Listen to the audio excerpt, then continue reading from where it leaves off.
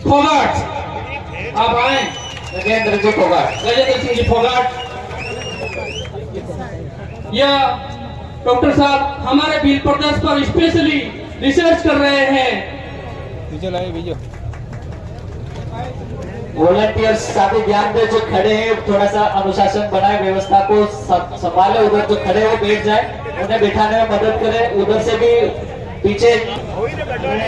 Doctor Gajendra Phogat, Rajasthan university में professor हूँ और भील प्रदेश और भील सामाजिक आंदोलन में विशेष करके मेरी रुचि है। मेरा जो स्पेशलाइजेशन है, जो विशेष एरिया है, वो आइडेंटिटी पॉलिटिक्स या पहचान की राजनीति पर रिसर्च है। उसी क्रम में जो भील समाज, भील संस्कृति में जो एक जागरूकता आई है अपने हक के लिए, अपने न्याय के लिए, तो उसको तार्किक रूप से, शैक्षणिक रूप से उसका अध्ययन करना और उसको एनालिसिस करना मेरा काम है। मेरे 2 स्टूडेंट्स इस पे पीएचडी रिसर्च कर रहे हैं।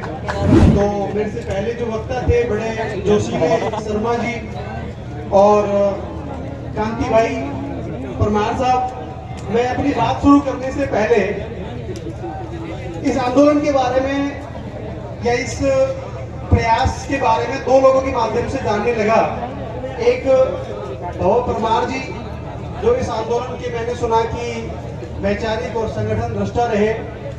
कांति भाई रौत, जो मेरे एक अच्छे मित्र की तरह हैं, उनसे मैंने इस पूरे आंदोलन को समझा, देखा, जाना।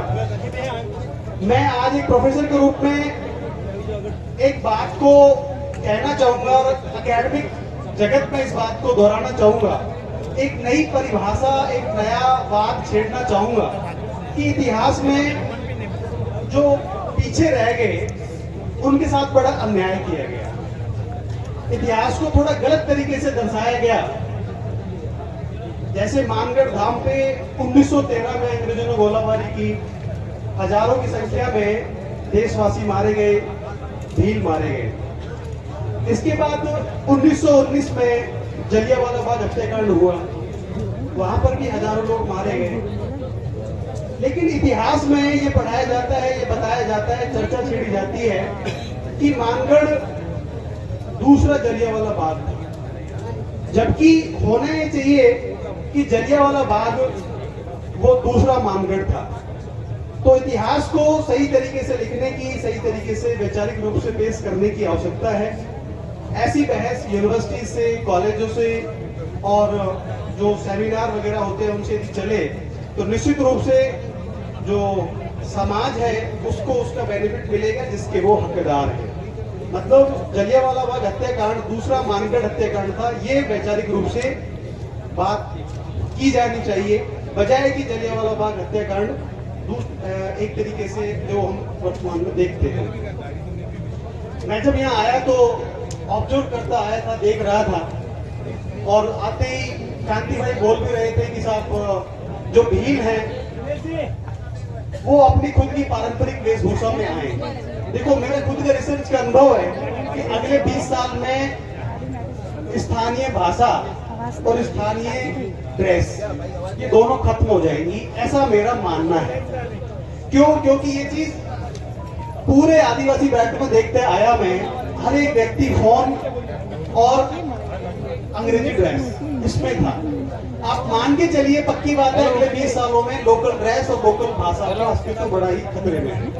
लेकिन कांति भाई ये बात कह रहे थे कि यदि हमें अपनी पहचान को कायम रखना है, हमें अपने आप को जिंदा रखना है, हमें हमारी मांग को पूरा करना है, भील प्रदेश क्यों चाहिए?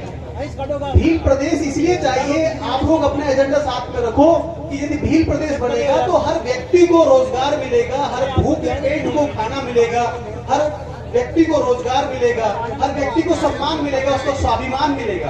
अदरवाइज तो इतने प्रदेश बने हुए हैं। तो प्रदेश बनने के साथ में उसका क्या विजन होगा, आप क्या अपने नागरिकों को दोगे, वो चीज इसके अंदर शामिल करें ताकि और व्यक्ति जो भील नहीं है वो भी आपके साथ में जुड़े। भील भाषा के आधार पर आंदोलन बहुत अच्छी चीज है, लेकिन हर व्यक्ति को रोजगार मिले, काम मिले, वो भी जोड़े तो आंदोलन और व्यापक होगा और विस्तृत होगा। मैं इस मंच के माध्यम से कहना चाहूंगा कि आप सभी अपनी परंपरा संस्कृति के संरक्षण रखें, इसको आगे बढ़ाएं, अपनी स्थानीय संस्कृति को सुरक्षित करते रखें। ज्यादा लंबा जोशीला भाषण मेरे को आता नहीं, क्योंकि हम तो पढ़ाने वाले आदमी हैं। शर्मा जी वीर रस में बहुत अच्छा बोल के गए थे, तो हम पॉलिटिकल साइंस के आदमी हैं। पॉलिटिकल साइंस का आदमी ऑब्जर्व ज्यादा करता है, और जो बोलता है तो वो कई सारी चीजें कैमरे वगैरह नोट करते हैं, रिकॉर्ड करते हैं। तो मैं इतना ही कहना चाहूंगा कि आपका आंदोलन सही दिशा में है, सही नेतृत्व है, और सही इसी तरीके से यदि आप सब लोग संगठित होकर प्रयास करेंगे तो निश्चित रूप से आपको सफलता मिलेगी।